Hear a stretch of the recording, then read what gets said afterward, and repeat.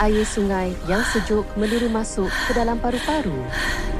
Hanya cahaya bulan yang sama-sama menyinari dunia pada malam yang pekat itu. Leftenan Muda Nurul Ain dipaksa berlutut di tepi sungai. Kedua-dua belah lengannya dicengkam erat oleh dua orang prebet.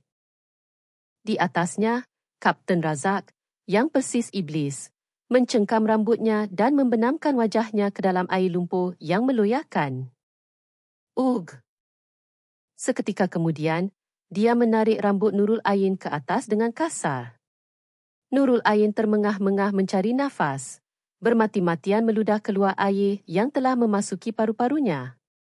Belum sempat batuknya reda, jeritan penuh amarah Kapten Razak menampar gegendang telinganya. Kau ingat kau siapa berani membantah cakap aku? Bapak kau Jeneral K? Senyuman licik terukir di bibir Razak. Dia menikmati kesakitan dan ketakutan gadis itu. Wanita ini, yang cantik, lebih berkebolehan daripadanya dan tidak pernah tunduk kepadanya. Dia mahu memijak segala-galanya tentang wanita ini. Betina ni masih tak sedar diri rupanya. Dia memberi isyarat kepada prebet-prebet yang memegang Nurul Ain. Benamkan dia lagi sampai betina ni melutut dan merayu minta maaf. Sebaik sahaja kata-kata itu habis, kepala Nurul Ain sekali lagi dibenamkan ke dalam air yang sejuk. Kali ini jauh lebih lama dan jauh lebih kejam. Air sejuk meluru masuk melalui hidung dan mulut, mencipta kesakitan yang seolah-olah mengoyakkan paru-paru. Pandangannya menjadi kabur dan telinganya berdengung. Tenaga di seluruh tubuhnya semakin hilang, dan deria hidupnya perlahan-lahan menjauh. Adakah aku akan mati begini? Ayah, ibu, ampunkan Ain. Tepat pada saat-saat terakhir dia hampir menyerah pada segala-galanya, suara ibunya terlintas di benaknya. Ini bukan keistimewaan, ini adalah nyawamu. Nyawa? Ya, ia belum berakhir. Jari jemarinya mula bergerak bermati-matian mengikut naluri kelangsungan hidup yang terakhir. Tangannya yang terikat di belakang badan di dalam air meraba-raba butang baju celuringnya. Melewati butang pertama ke butang kedua. Butang istimewa itu terasa biasa, seperti sentuhan pendakwat yang dihadiahkan oleh ayahnya.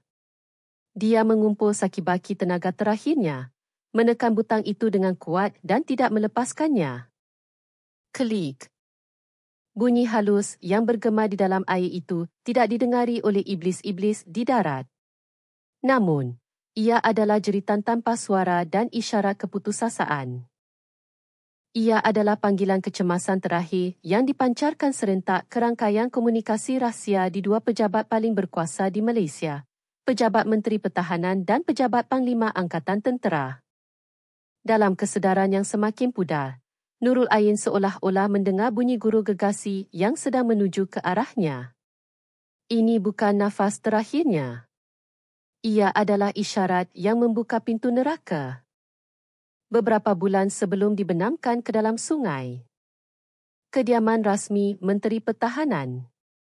Ia adalah ruang di mana beratnya kuasa dan haruman sejarah wujud bersama. Nurul Ain, yang baru sahaja menamatkan pengajian sebagai pelajar terbaik dari Universiti Pertahanan Nasional Malaysia, UPNM, berdiri di tengah ruang tamu dengan memakai pakaian istiadat graduasi berwarna putih yang digosok tajam. Di hadapannya duduk dua orang paling berkuasa di Malaysia. Ayahnya, Jeneral Tan Sri Khalid, Panglima Angkatan Tentera yang merupakan pegawai tentera nombor 1 negara.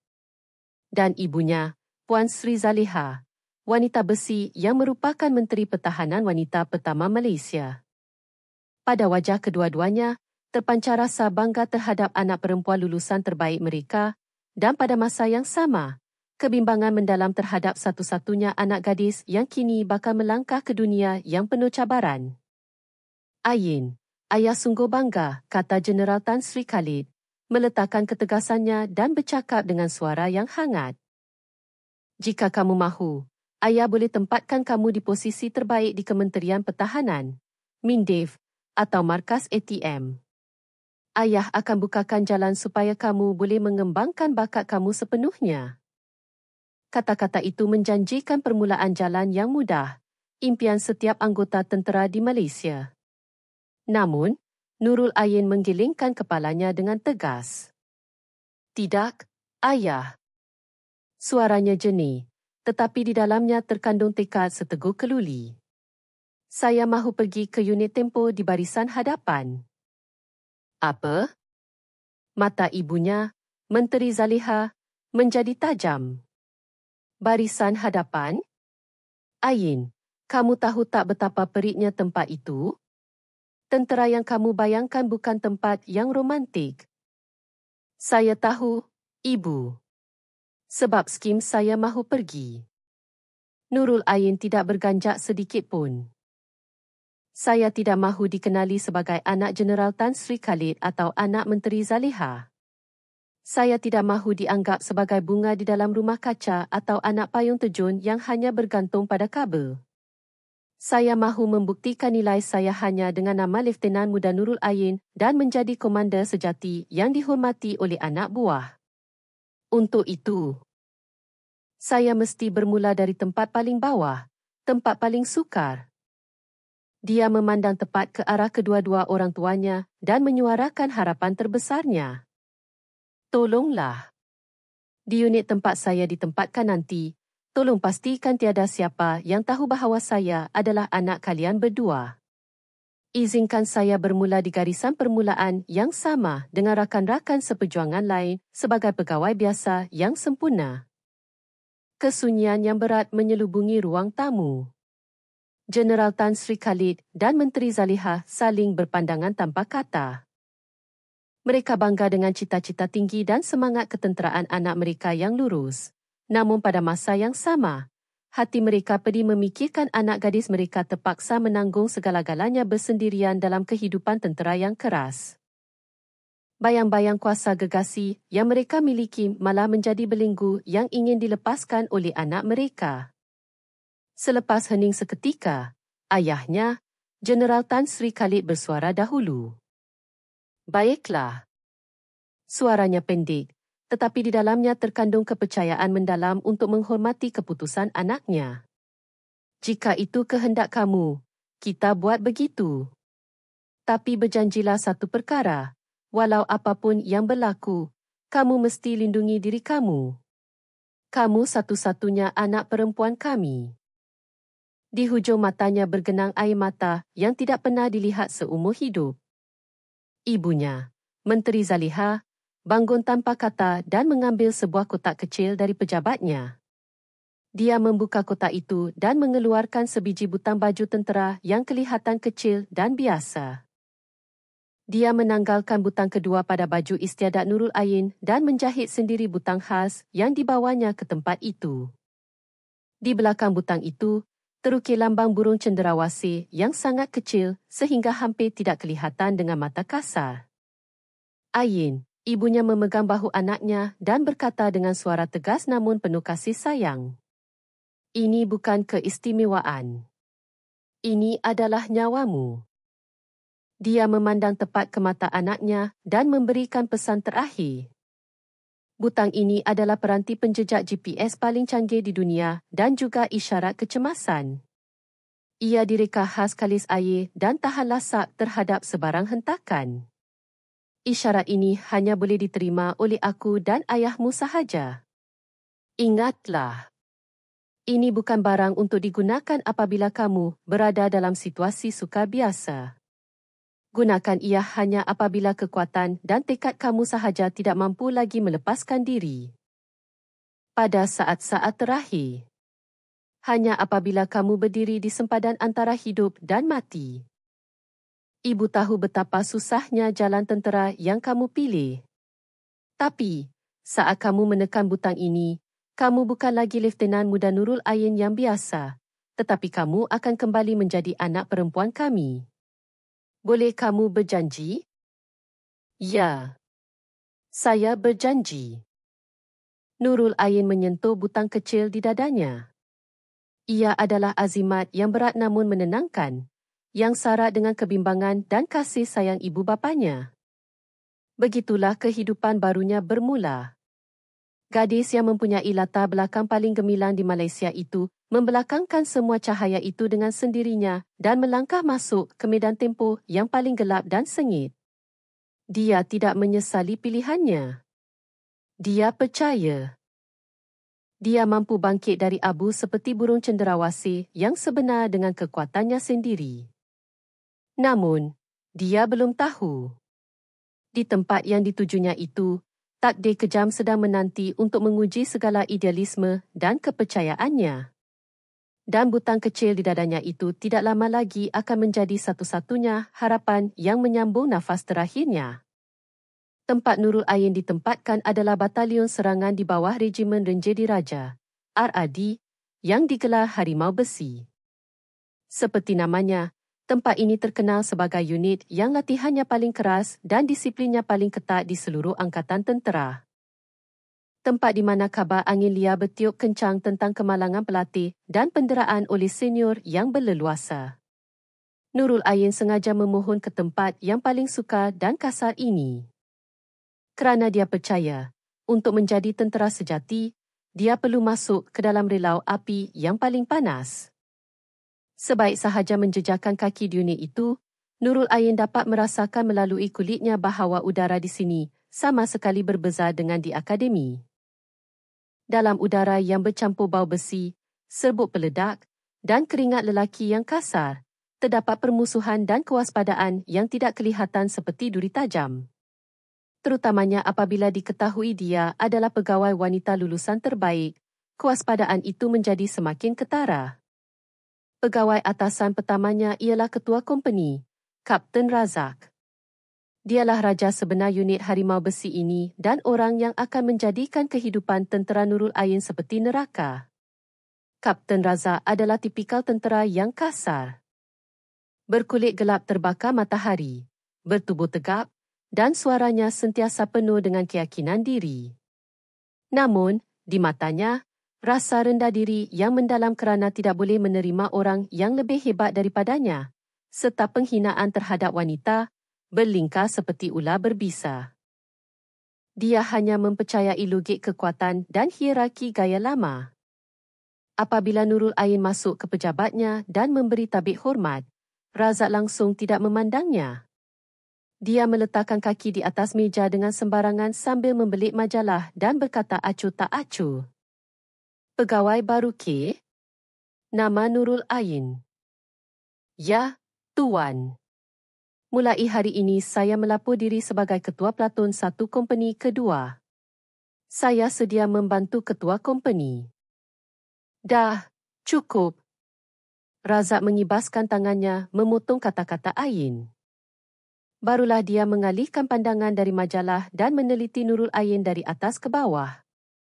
Pandangannya bukan pandangan seorang komander kepada anak buah. Ia seperti pandangan biadab dan jelik seseorang yang sedang memilih barang di pasar. Orang atasan ni tak tahu apa yang diorang fikirkan.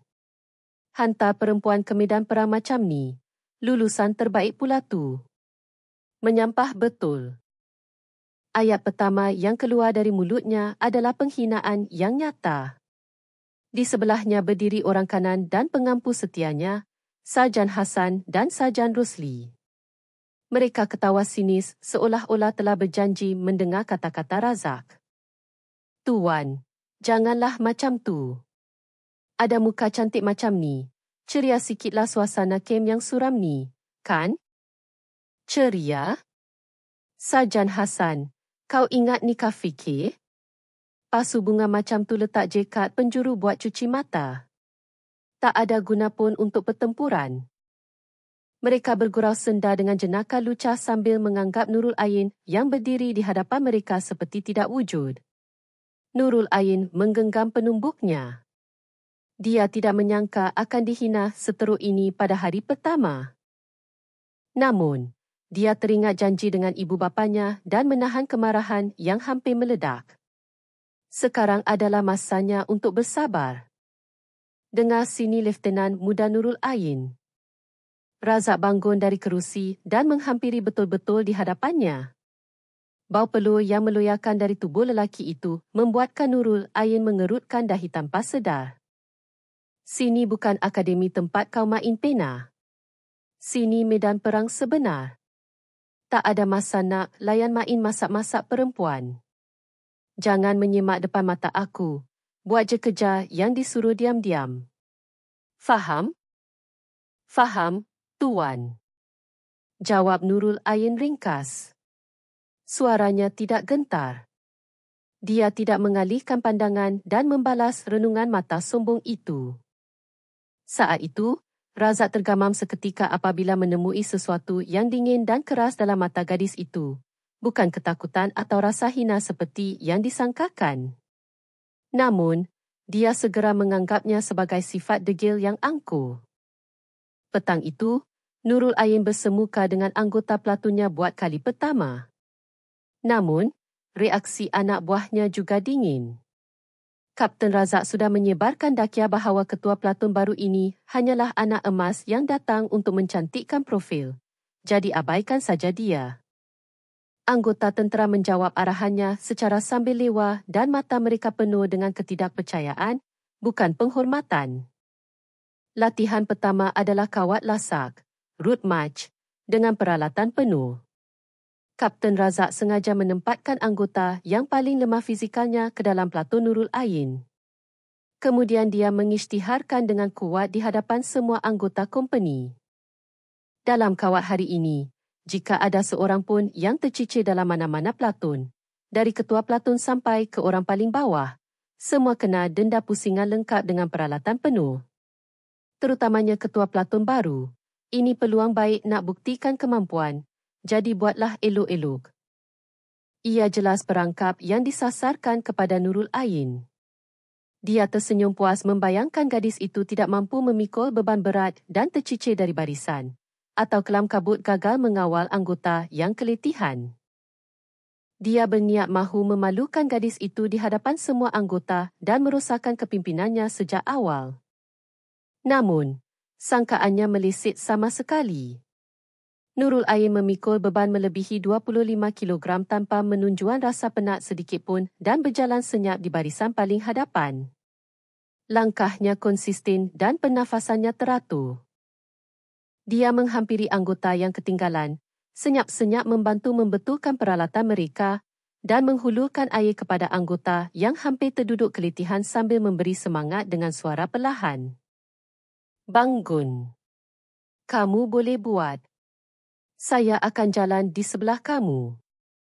Tiada langsung bayangan elit ulat buku pada dirinya. Di situ hanya ada sosok seorang komander sejati yang tidak akan meninggalkan anak buah walau dalam kesusahan apa sekalipun. Pandangan anggota platun yang mulanya tidak mempercayainya mula berubah perlahan-lahan. Mereka mula berfikir bahawa ketua platun baru mereka mungkin berbeza daripada kabar angin. Akhirnya, platun Nurul Ain sampai ke destinasi paling awal tanpa seorang pun tercicir. Wajah Kapten Razak yang memerhati menjadi kaku dan dingin. Rancangan sempurnanya gagal dengan memalukan pada hari pertama. Dia mengetak bibir menahan marah kerana merasakan dirinya dimalukan di hadapan anak buah. Dia menghampiri Nurul Ain dan bukannya memuji. Dia berkata dengan suara dingin. Nasib baik je tu. Tapi nasib takkan menyebelahi kau selamanya. Itu adalah pengisytiharan perang yang menandakan permulaan penindasan kejam yang berterusan. Nurul Ain tidak menjawab apa-apa. Dia hanya menguruskan anak buahnya yang berpeluh dan menjalankan tugasnya dengan tekun. Pertarungan panjang di unit Harimau Besi baru sahaja bermula.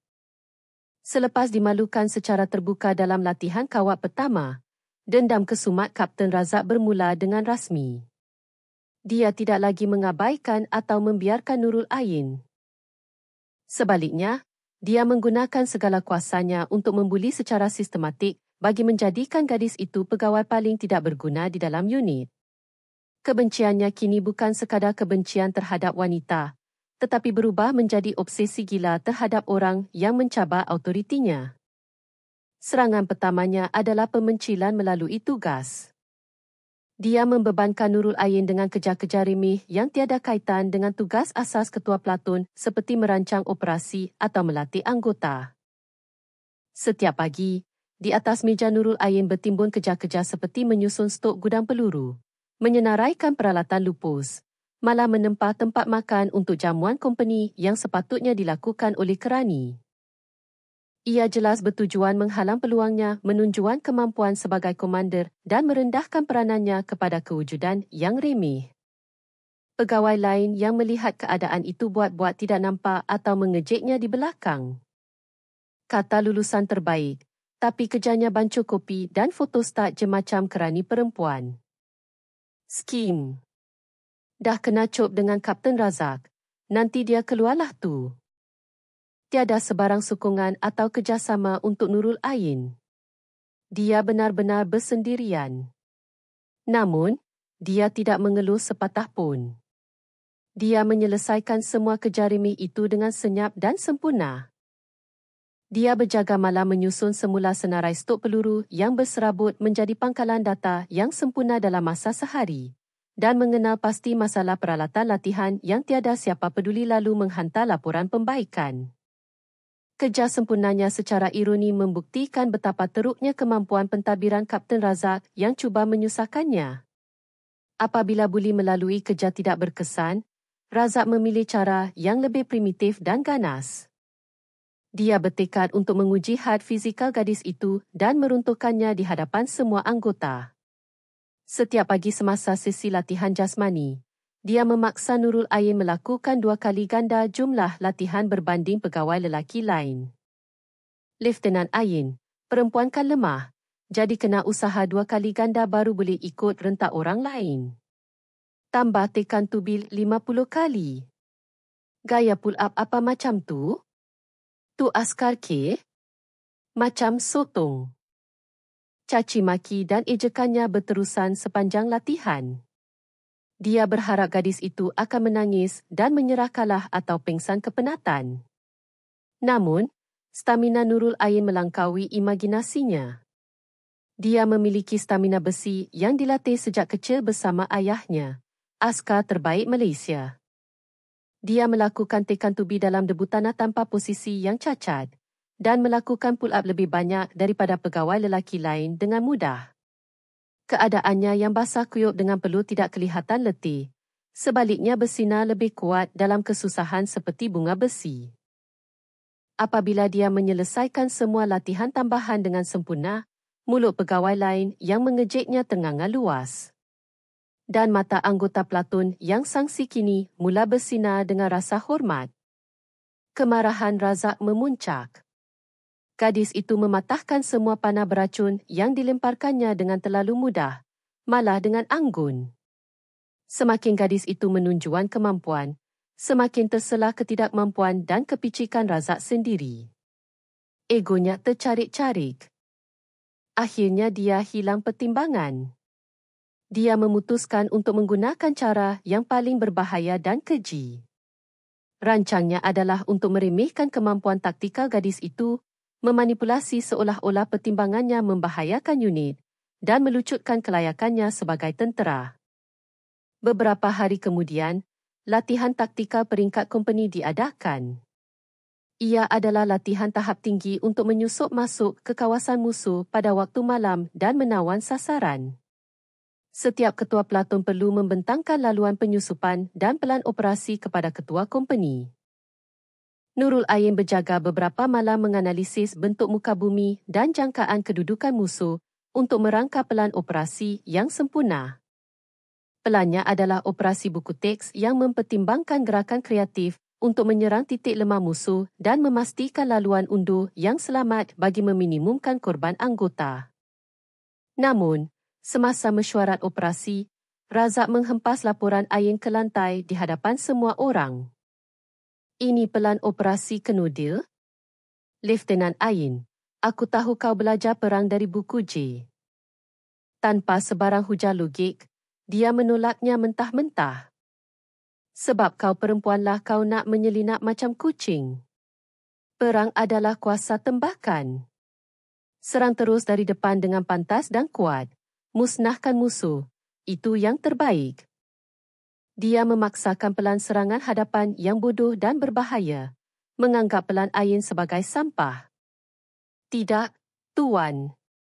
Pelan Tuan akan mendedahkan kedudukan kita terlalu mudah dan risiko terkena serangan hendak musuh terlalu tinggi. Korban yang tak perlu akan. Diam. Jekah Razak apabila Ain cuba membantah. Sini bukan tempat untuk kau bagi pendapat. Ini tempat untuk patuh perintah. Kalau tak suka cara aku, buka uniform tu. Perempuan memang lemah macam ni, tak patut datang medan perang. Ain tidak mampu berkata apa-apa lagi. Dia sedar lelaki ini bukan lawan yang boleh diajak berbincang secara logik. Dia sanggup mempertaruhkan nyawa berpuluh anak buah demi menjaga autoritinya dengan perjudian berbahaya. Bagi Razak, kediaman Ain kelihatan seperti satu lagi kemenangan.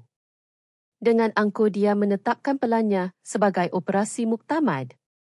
Dia tidak bermimpi bahawa keputusan bodoh ini akan membawa tragedi ngeri, dan tragedi itu akhirnya akan menjadi pedang yang memenggal lehernya sendiri. Komander yang buta dengan kebencian itu sedang berjalan menuju kebinasaan sendiri. Masa berlalu, di mana buli licik Kapten Razak dan kesabaran Bisu Nurul Ain wujud bersama secara tegang. Pada satu malam, latihan penyeberangan sungai berskala besar peringkat batalion diadakan. Dalam kegelapan pekat, mereka perlu menyeberangi sungai yang lebar dan berarus deras dengan bot tentera untuk menawan bukit di seberang. Satu latihan yang menuntut kerja berpasukan dan keberanian tinggi. Sejurus sebelum latihan bermula, mesyuarat operasi akhir diadakan di dalam kemah pemerintah batalion. Para ketua kompeni memberi taklimat rancangan penyeberangan mereka kepada pegawai memerintah, KO. Kapten Razak sekali lagi membentangkan strategi serangan hadapan yang bodoh dan gelojoh. Rancangannya adalah meremput titik tengah sungai yang paling deras melalui jarak terpendik untuk menawan sasaran dengan pantas. Bagus. Memang rancangan yang sesuai untuk ketua kompeni penggempur. Pegawai memerintah yang biasanya menyenangi Razak mengangguk puas. Namun, ketika itu, Nurul Ain yang duduk senyap di sudut mengangkat tangan dengan sopan. Ketua Platun 1, Leftenan Nurul Ain ada cadangan. Semua mata tertumpu padanya. Wajah Razak serta-merta menjadi tegang. Silakan izin pegawai memerintah. Ain bangun dan menunjuk ke arah peta. Suaranya tenang tetapi penuh dengan keyakinan seorang pakar. Rancangan ketua kompeni sangat berani, tetapi ada satu perkara yang terlepas pandang. Meremput terus titik di mana tentangan musuh di jangka paling kuat boleh menyebabkan korban yang tidak perlu. Terutamanya pada waktu malam, penglihatan terhad dan risiko kepada pasukan kita. Jadi apa idea kau? Razak mencelah dengan geram. Pendapat saya begini, Ain tidak ragu-ragu. Kita bergerak mengelilingi ke arah hulu sungai di mana arusnya perlahan dan semak samun tebal. Satu platun akan mendarat dahulu secara senyap. Semasa platun itu menarik perhatian musuh, pasukan induk akan mendarat dengan selamat di titik penyeberangan utama. Ini adalah taktik pancingan, feint. Dengan cara ini, kita dapat meminimumkan korban. Sebaik taklimatnya selesai, suasana di dalam kemah menjadi sunyi seketika. Operasinya jauh lebih teliti, logik dan stabil berbanding Razak. Dia bukan sekadar bercakap tentang menyeberang sungai, tetapi cara memenangi perang. Pegawai memerintah berfikir panjang. Akhirnya dia membuat keputusan. Baik. Pendapat Leftenan Ain lebih rasional. Latihan kali ini akan dijalankan mengikut rancangan Leftenan Ain. Kapten Razak, sila sokong rancangan Leftenan Ain. Saat itu, wajah Razak berubah menjadi pucat lesi. Di hadapan semua anggota dan pegawai memerintah, rancangannya ditolak dan digantikan dengan rancangan seorang ketua platun, malah perempuan yang sangat dihina olehnya. Ini adalah penghinaan terburuk dalam kerjaya tenteranya. Bisik-bisik pegawai lain di sekeliling menusuk jantungnya seperti pisau. Kewarasannya akhirnya putus. Matanya mula merah. Dia bertekad malam ini, walau dengan apa cara sekalipun, dia akan memijak perempuan sombong itu. Dia mahu mengukir dalam-dalam ke tulang gadis itu bahawa kemampuannya yang hebat itu tidak berguna di hadapan ketetapan dan pangkat tentera. Latihan bermula. Segalanya berjalan lancar mengikut rancangan Ain. Platon 1 yang dipimpinnya berjaya menyeberang sungai dalam kegelapan dan mendarat di seberang. Kini, setelah platonnya memulakan operasi gangguan, giliran pasukan induk untuk menyeberang dengan selamat. Tetapi ketika skim dendam Razak bermula, sebelum pasukan induk bertolak, dia memilih sebuah bot paling usang dan teruk dari simpanan yang dijaganya sendiri. Dia memanggil orang kanannya, Sarjan Hasan, dan memberi arahan perlahan. Sumbat tanah sikit dekat saluran udara enjin bot tu. Biar ia mati sendiri bila sampai tengah sungai nanti. Sarjan Hasan teragak-agak sebentar, tetapi melihat mata membunuh Razak, dia tidak berani membantah dan mengangguk. Seketika kemudian, dari seberang sungai, Ain mendesak pasukan induk bertolak melalui radio. Namun, entah kenapa pasukan induk tidak bergerak. Tiba-tiba suara cemas Razak kedengaran di radio. Ini ketua kompeni. Ada masalah dengan enjin bot yang dinaiki Platon 2. Ia mati di tengah sungai. Kalau dibiarkan, arus akan hanyutkan mereka dan risiko bot terbalik sangat tinggi. Tentu saja, itu semua lakonan semata-mata. Lieutenant Ain, kau bertanggungjawab tarik bot Platon 2 ke tebing. Ini perintah. Masalah ni jadi sebab taktik pancingan kau tu, jadi kau selesaikan sendiri. Itu perintah yang tidak masuk akal. Menyelamatkan bot dalam arus deras adalah sukar walaupun untuk penyelamat terlatih. Jelas dia mahu menolak Ain ke dalam bahaya dan jika gagal, segala kesalahan akan diletakkan ke atas bahunya. Tapi tuan, itu terlalu berbahaya. Mengikut Soap. Diam. Masa ni ke kau nak cakap pasal Soap? Rakan kau tengah nak mati tu. Kalau tak patuh perintah sekarang, aku dakwa kau ingkar perintah di mahkamah tentera. Ain mengetap gigi. Ini perangkap. Tapi dia tidak boleh menolak.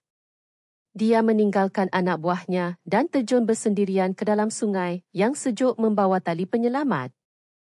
Semasa dia berenang bermati-matian menuju ke bot di tengah sungai, di tebing, Razak dan konco-konconya sedang memerhati.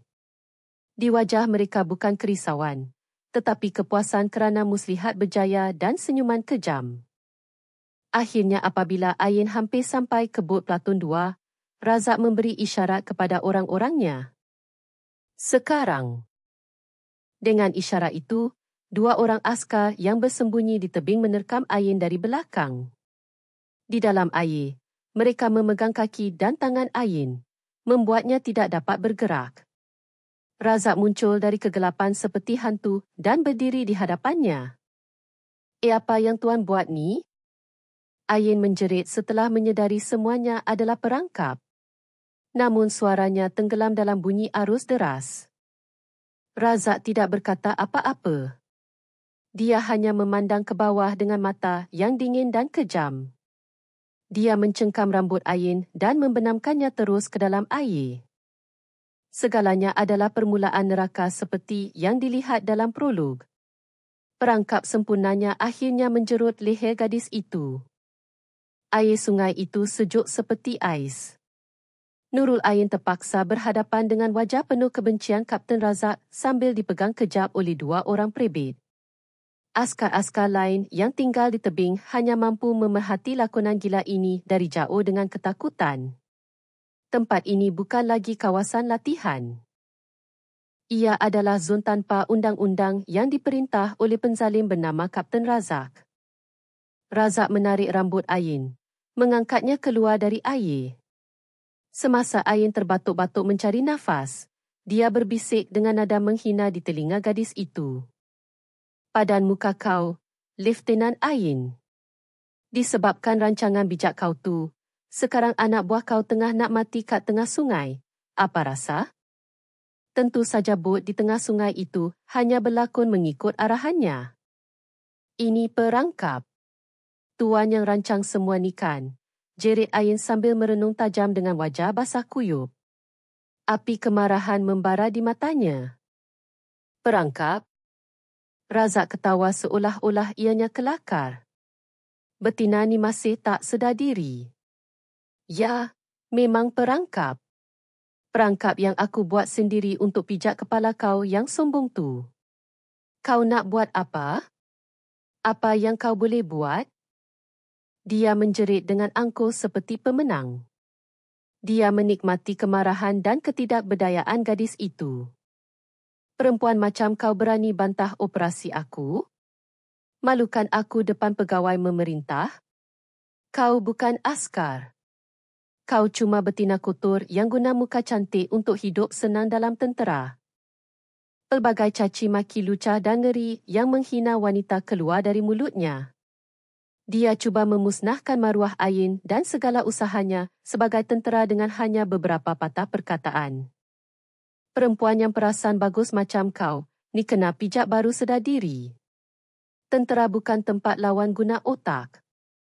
Ini tempat bergerak guna kekuatan, samseng dan pangkat. Faham? Dia menekan tangan yang mencengkam rambut Ain dan menghempasnya ke tanah lumpur di tebing sungai. Wajah Ain terbenam ke dalam lumpur sejuk. Ark. Dia menarik rambut Ain semula supaya berdiri. Kemudian dia menjeritkan soalan takdir yang melingkari hidupnya dan melahirkan segala tragedi ini. Kau hebat sangat, K? Keras sangat? Apa yang kau harapkan sampai belagak macam ni? Bapak kau Jeneral K? Ayat itu adalah manifestasi rasa rendah dirinya yang mendalam dan kebencian yang terpesong. Dia yakin Nurul Ain bukan orang yang merangkak dari bawah sepertinya. Kecantikan, kehebatan dan keyakinan gadis itu pasti kerana ada latar belakang hebat di belakangnya. Dia mahu merasionalkan ketidakmampuan dan kekalahannya dengan cara itu. Ain tidak menjawab. Dia hanya merenung tajam dengan mata penuh kebencian, dengan wajah yang menitiskan lumpur dan air. Bagi Razak, diam itu bermaksud dia. Memang betul rupanya. Tak tahulah keturunan mana, tapi mesti anak orang kaya kan. Senyuman licik terukir di bibirnya. Bagus. Kalau macam tu, lagi bagus aku ajar apa itu undang-undang tentera kat sini. Dia merampas Ain daripada askar yang memegangnya dan memaksa gadis itu berlutut di tepi sungai. Kemudian dia memerintah dengan suara kuat supaya didengari semua askar. Sekarang, depan semua anggota platoon, cium kasut but aku. Dan merayu saya berani mencemarkan maruah tuan. Saya perempuan tak guna yang tak layak jadi askar. Tolong ampunkan saya. Rayu sampai aku puas. Dia menuntut perkara yang mustahil diterima. Dia berniat menghancurkan sisa harga diri gadis itu menjadi debu supaya tidak berani lagi melawan. Hanya bunyi angin sungai yang dingin kedengaran. Semua askar menahan nafas menunggu pilihan Ain. Adakah dia akan berlutut pada tuntutan yang menghina ini atau terus melawan dan menerima nasib lebih buruk? Ain mengangkat wajahnya perlahan-lahan. Matanya tidak lagi membara dengan kemarahan.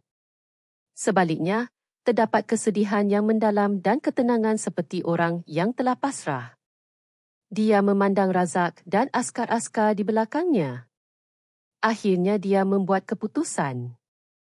Dia tidak akan berlutut mengikut kehendak mereka.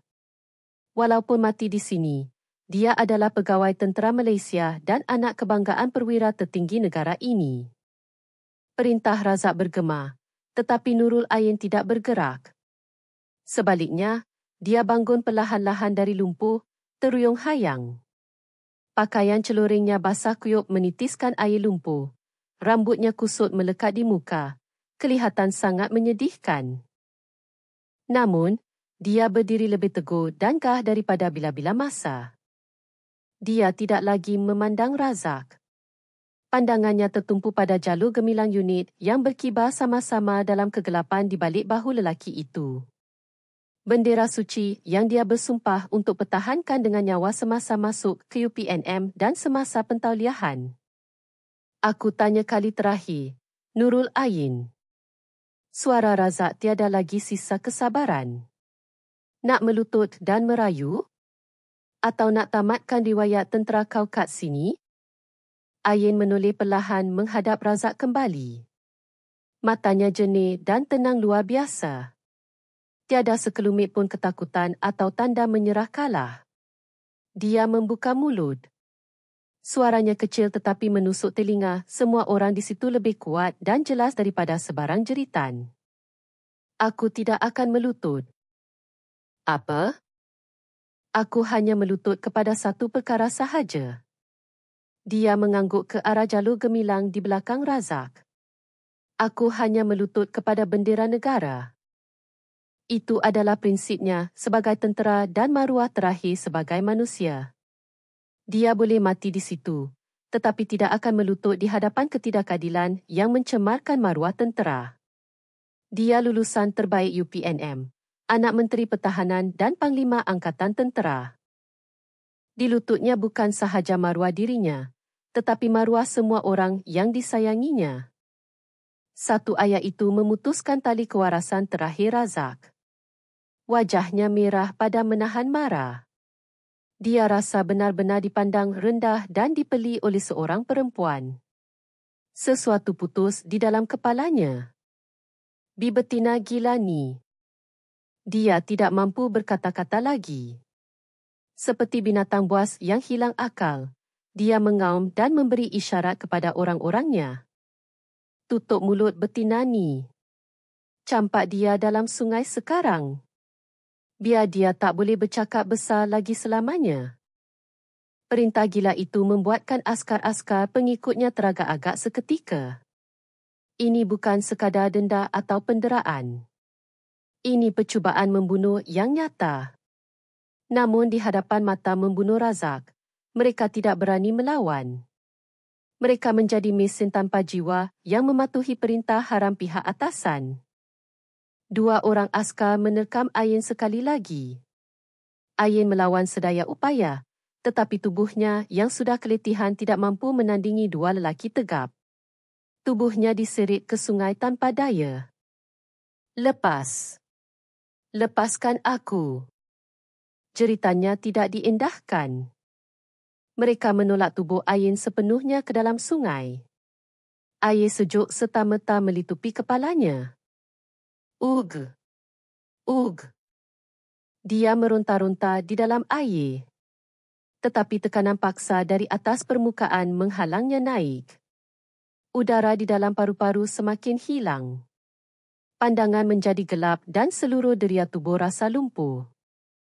Kapten Razak berdiri di tebing, memandang tanpa emosi bayang-bayang Ain yang bergerak sama-sama di dalam air.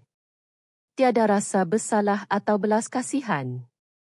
Hanya kepuasan kerana mendapat semula autoritinya dan kekejaman seperti menghapuskan serangga yang mengganggu. Dah selesai. Sekarang senyaplah dia, fikirnya. Wanita sombong itu akan lenyap senyap-senyap di dalam sungai sejuk.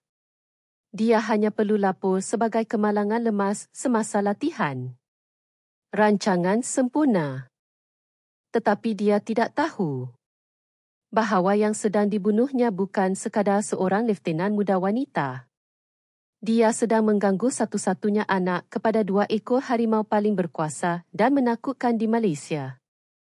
Di dalam air, pergerakan Ain semakin perlahan. Kesedarannya semakin hilang ke dalam kegelapan. Dia teringat butang kedua di dadanya.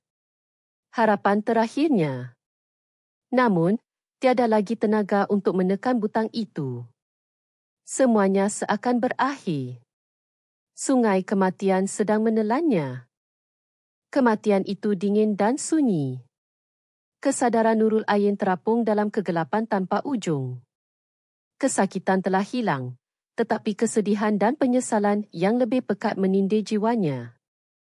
Ayah, ibu. Ain nak jadi anak yang membanggakan, tapi nampaknya sampai di sini saja. Maafkan Ain kerana tidak berbakti. Tepat ketika dia fikir semuanya sudah tamat, suara yang sangat sama tetapi biasa didengarinya berbisik di telinga. Jangan menyerah, Ain. Suara ayahnya. Tentera sejati mesti lapor kedudukannya sehingga nafas terakhir. Itu misi terakhir. Misi. Misi terakhir. Perkataan itu menusuk kesedarannya yang kian pudar seperti sepihan tajam. Ya, belum tamat lagi. Aku masih ada misi terakhir. Mesti lapor. Aku mesti beritahu orang yang aku sayang di mana aku berada dan bahaya apa yang menimpa. Api kehidupan yang disangka telah padam kembali menyala seperti keajaiban. Matanya terbuka luas dalam kegelapan. Dia tidak lagi bergerak dengan kehendak manusia, tetapi dengan naluri kelangsungan hidup semata-mata. Dia mengumpul segala tenaga yang tinggal ke satu titik hujung jarinya. Tangannya yang terkulai di dalam air mula bergerak sedikit demi sedikit. Dia bermati-matian mencapai butang baju celuringnya. Jari jemari tiada rasa, lengan terasa berat seperti batu. Tolonglah. Tolonglah. Hatinya merayu. Pesan terakhir ibunya terlintas. Ini nyawamu. Gunakan hanya bila berdiri di sempadan hidup dan mati. Sekaranglah masanya. Dia memulas tubuhnya, memeras aki-baki oksigen terakhir. Dengan momentum itu, tangannya akhirnya menyentuh dada. Di hujung jarinya, terasa sentuhan dingin dan keras butang yang berbeza sedikit dari yang lain. Butang berukir cenderawasih, harapan terakhirnya. Jumpa pun. Dia tidak ragu-ragu lagi. Dia memusatkan segala tekad dan tenaga pada hujung ibu jari. Dan menekan butang itu sekuat hati. Tidak dilepaskan. Seperti pesan ibunya, dia menekan kuat sehingga isyarat benar-benar dihantar. Klik. Bunyi mekanikal kecil di dalam air itu tidak didengari oleh Razak dan konco-konconya. Namun, isyarat itu menembusi air dan tanah, memecut dengan kelajuan cahaya menuju ke langit. Ia bukan isyarat tunggal. Ia adalah isyarat kembar yang dihantar serentak kedua ruang berbeza. Satu isyarat menuju ke jantung Pusat Operasi Pertahanan, POD, Markas Angkatan Tentera Malaysia, di dalam bangka bawah tanah Kementerian Pertahanan, Kuala Lumpur. Di situ terdapat skrin gergasi yang memantau situasi ketenteraan semasa, dan di hadapannya duduk pegawai nombor 1 tentera, Jeneral Tan Sri Khalid. Dan satu lagi isyarat menuju ke peranti keselamatan rahsia di pejabat paling tinggi di bangunan yang sama, Pejabat Menteri Pertahanan, Puan Sri Zaleha. Permintaan menyelamat terdesak dari seorang gadis di ambang maut sampai serentak kepada dua orang paling berkuasa di Malaysia, ayah dan ibunya. Misi selesai. Sebaik sahaja menekan butang, tubuh Ain kehilangan segala tenaga. Jarinya terlepas dari butang. Kesedarannya tenggelam sepenuhnya ke dalam kegelapan yang damai. Dia telah menyempurnakan misi terakhirnya.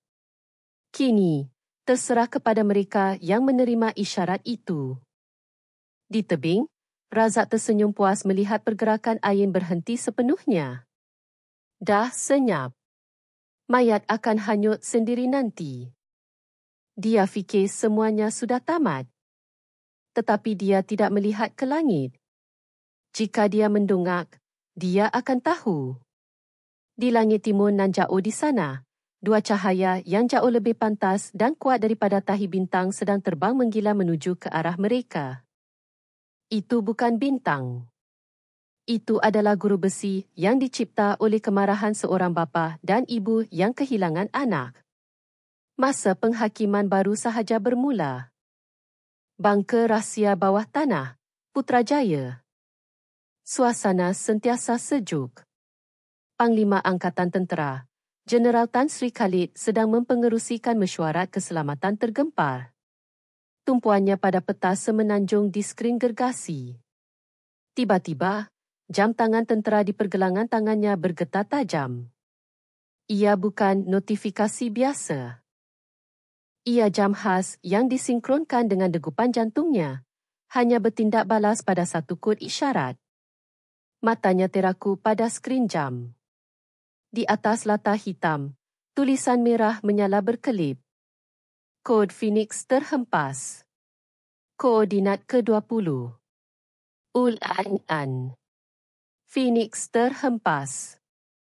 Phoenix cenderawasih. Nama manja yang diberikan kepada anak tunggalnya.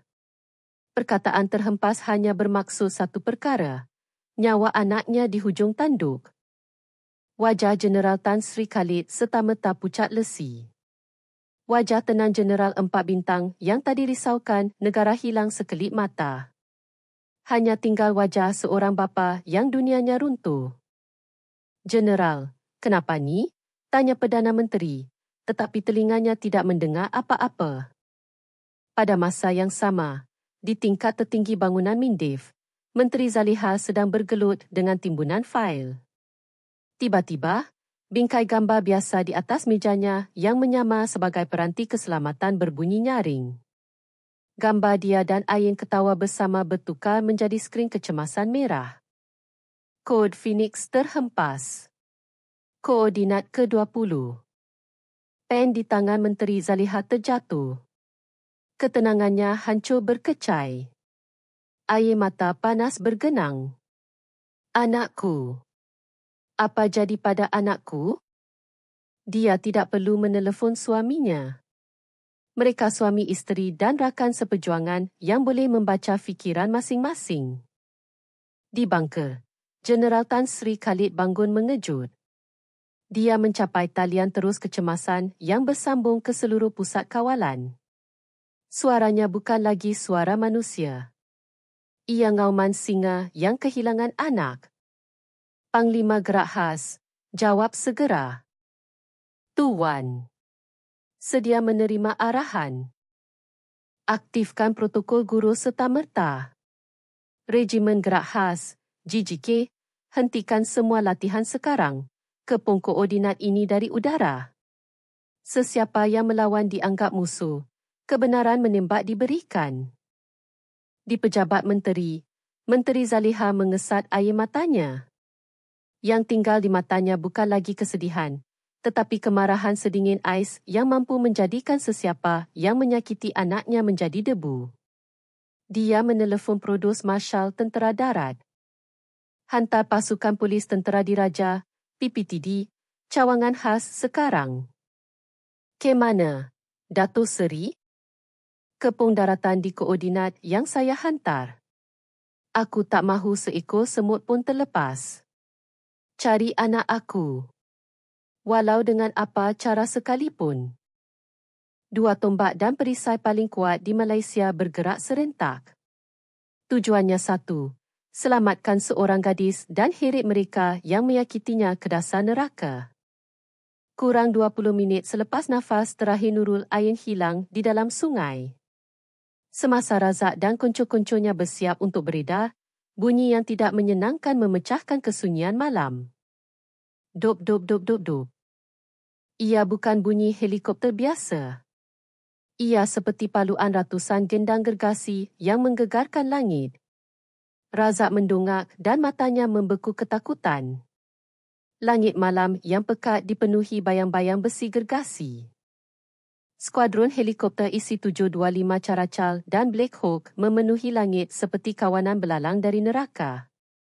Di bahagian bawah helikopter, anggota komando berpakaian hitam bergantungan pada tali, sedia untuk turun. Regimen Gerak Khas, Komando. Serentak itu di darat, dengan bunyi bumi bergegar, puluhan kenderaan perisai beroda 8X8 gempita memecut laju ke arah mereka. Logo polis tentera jelas kelihatan. Langit dan bumi mengepung mereka. Apa benda tu? Latihan K? Gumam Razak seperti orang hilang akal. Bukan, Tuan. Helikopter tu tak ada nombor pengenalan. Itu unit bayangan yang hanya bergerak masa perang, jerit salah seorang anak buahnya ketakutan. Lampu sorot, searklik, dari helikopter menyala serentak. Kawasan sungai menjadi terang benderang seperti siang. Tali-tali hitam turun, dan anggota komando serta polis tentera mendarat tanpa bunyi, pantas menguasai keadaan. Pergerakan mereka seperti mesin pembunuh. Razak dan anak buahnya tidak sempat melawan. Dahi mereka sudah diacu-muncung senapang yang sejuk. Bergerak, kami tembak. Suara anggota komando itu tiada emosi, seperti robot. Apabila keadaan terkawal sepenuhnya, 2 buah helikopter di langit turun perlahan-lahan. Auranya berbeza. Satu helikopter mengibarkan bendera 4 bintang Panglima Angkatan Tentera. Satu lagi mengibarkan bendera Menteri Pertahanan. 2 helikopter DIP itu mendarat di padang kawat tempat Razak dipaksa berlutut. Angin kipas helikopter menerbangkan debu seperti kemarahan Tuhan. Pintu terbuka, 2 sosok turun hampir serentak. Jeneral Tan Sri Khalid dengan topi tempo dan mata yang membunuh. Dan Menteri Zaliha dengan wajah sedingin ais. 2 orang paling berkuasa di Malaysia turun sendiri ke medan berdarah ini demi seorang anak perempuan dan menegakkan keadilan yang dipijak. Razak melihat wajah mereka dan akhirnya menyedari segala-galanya. Bapa kau Jeneral K? Soalan sumpahan yang dilemparkannya tadi, kini jawapannya berdiri di depan mata dalam bentuk neraka. Otaknya lumpuh, jantungnya luruh. Guru akhirnya menyambar bumi. Razak dan konco-konconya diserit seperti binatang ke tengah padang kawat. Lampu sorot memancar ke arah mereka. Angkat kepala. Suara sedingin ais menampar telinga mereka. Razak mengangkat kepala dengan berat. Melihat Jeneral Tan Sri Khalid dan Menteri Zaliha, jantungnya seakan berhenti. Dia sedar dia telah melakukan dosa yang tidak boleh dimaafkan. Kenapa? Kenapa DIP tertinggi negara datang sendiri sebab seorang Leftenan muda? Bisik Sarjan Hassan yang menggigil. Jawapannya tiba apabila pasukan perubatan tentera, Kor Kesihatan Diraja, mengusung tubuh Nurul Ain yang baru ditemui hanyut di sungai. Tubuhnya kaku, wajahnya pucat. Doktor tentera sedang melakukan CPR bermati-matian. Nadi sangat lemah. Sediakan defibrilator, cepat. Melihat keadaan itu, Menteri Zaliha yang tadi tenang terus rebah. Ain. Anakku. Dia berlari ke arah usungan, menangis memeluk anaknya yang sejuk. Jangan tinggalkan ibu. Ibu dah sampai ni. Ratapan wanita besi itu meruntun hati semua tentera di situ. Tetapi Jeneral Tan Sri Khalid tidak bergerak. Dia hanya memerhati dengan mata berapi. Kesedihannya tidak menjadi air mata, tetapi menjadi niat membunuh yang pekat terhadap musuh di depan mata. Dia berjalan perlahan-lahan ke arah Razak. Bunyi butnya memijak kerikil seperti bunyi langkah pelaksana hukuman mati. Dia berhenti betul-betul di depan Razak. Panglima. Razak cuba merayu dengan suara terketar-ketar. Saya tak tahu dia anak tuan. Sumpah saya. Diam. Suara itu perlahan tetapi lebih berat dari guru. Aku tak izinkan nama anak aku keluar dari mulut kotor kau. Jeneral Tan Sri Khalid menarik pistol dari pinggangnya. Klik. Bunyi kokang senjata memecah kesunyian. Dia mengacu muncung pistol tepat ke dahi Razak. Ark. Jerit konco-konco Razak ketakutan. Panglima ATM mahu membunuh penjenayah dengan tangannya sendiri. Itu tindakan di luar undang-undang. Tapi tiada siapa berani menghalang. Aku akan tanya kau satu soalan, kata Jeneral Tan Sri Khalid celah gigi. Tak perlu jawab. Aku akan nilai dari mata kau. Pistol sejuk melekap di dahi Razak. Razak lupa bernafas. Dia sedar dia boleh ditembak mati di situ juga. Summary Ehcution. Tetapi Jeneral tidak menarik picu. Dia tidak mahu mengotorkan tangannya dengan darah sampah ini. Dia mahu menghadiahkan neraka dunia yang lebih sakit dari mati. Kau tanya anak aku tadi, kan? Suaranya bergema seperti hakim. Bapak kau Jeneral K? Anak mata Razak bergegar. Kata-kata itu kembali menikamnya. Ya, akulah bapa dia. Dan wanita yang menangis di sana itu mak dia. Panglima Angkatan Tentera dan Menteri Pertahanan. Razak baru sedar dia bukan memburu harimau, tetapi menyentuh sisik naga. Otaknya gagal memproses. Jeneral Tan Sri Khalid menyimpan semula pistolnya. Dia berpaling kepada Ketua Polis Tentera. Dia tidak memerintah tangkap. Hukuman itu terlalu ringan. Dia menjatuhkan hukuman paling hina bagi seorang tentera. Lucutkan kelayakan ketenteraan bangsat-bangsat ni. Suaranya tegas. Di sini, sekarang juga. Ketua Polis Tentera teragak-agak, tetapi melihat mata Jeneral, dia faham. Baik Tuan. Anggota polis tentera menghampiri dengan pisau. Jangan. Jangan. Lebih baik bunuh aku. Tolonglah. Razak menjerit buat kali pertama. Mereka mengoyakkan pangkat kapten di bahu Razak dengan kasar. Kerak. Pangkat dan maruah yang dikumpul seumur hidup dicampak ke tanah. Tanda nama, lencana unit, semuanya dikoyak. Sekelip mata dia menjadi sampah tampan nama dan pangkat. Perkara sama berlaku kepada kuncu-kuncunya. Jeritan mereka bergema sia-sia. Apabila semuanya selesai, Jeneral Tan Sri Khalid berjalan ke arah anaknya yang mula bernafas lemah. Di belakangnya, bekas-bekas tentera itu diseret pergi seperti sampah.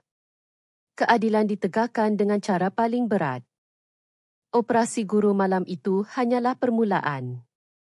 Semasa Nurul Ain dirawat di Hospital Angkatan Tentera Tuanku Mizan, ibu bapanya memulakan perang besar membersihkan rasuah dalam tentera. Pasukan Siasatan Khas Gabungan Mindif, ATM, dan cawangan penyiasatan khas ditubuhkan. Mereka membedah unit Harimau Besi.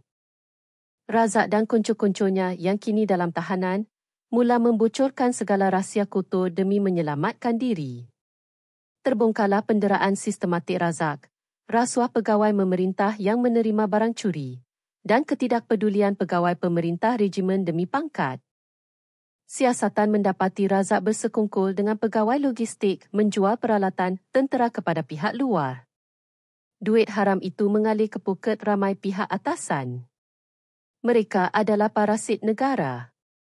Menteri Zaliha membaca laporan itu dengan kemarahan yang dipendam. Atas arahannya, pembersihan besar-besaran berlaku. Pegawai memerintah, pegawai logistik, malah pegawai syarikat pertahanan ditangkap. Berita ini menggemparkan negara. Rakyat marah tetapi menaruh harapan baru.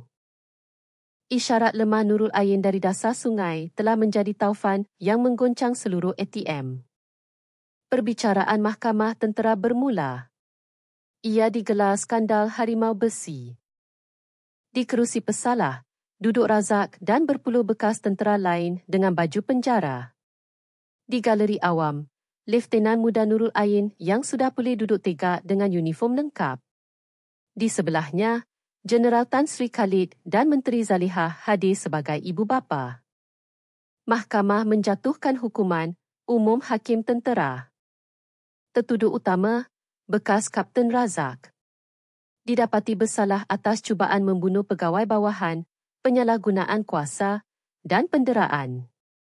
Jenayah ini adalah pengkhianatan kepada nilai ketenteraan. Oleh itu, mahkamah menjatuhkan hukuman penjara seumur hidup. Bukan hukuman mati, tetapi penjara seumur hidup. Neraka dunia. Pesalah lain turut menerima hukuman berat 15 hingga 20 tahun penjara. Selepas perbicaraan, Kementerian Pertahanan membubarkan unit Harimau Besi dan menubuhkan semula unit baru dengan budaya baru. Nurul Ain memerhati bendera unit lama diturunkan. Dendamnya sudah selesai. Tetapi perjuangan sebenar baru bermula. Masa berlalu. Nurul Ain pulih sepenuhnya. Paru di badannya menjadi bukti keberanian. Semasa makan malam keluarga sempena keluar wad, ayahnya bersuara. Ain, cukuplah. Kamu dah buat yang terbaik. Sekarang, pilihlah jalan yang selesa. Jadi pegawai staf atau kerja di pejabat. Ibunya turut bersetuju. Namun Ain menggeling. Ayah, ibu, terima kasih. Tapi saya tak boleh. Saya mahu kembali ke UPNM. Jadi jurulatih? Ya.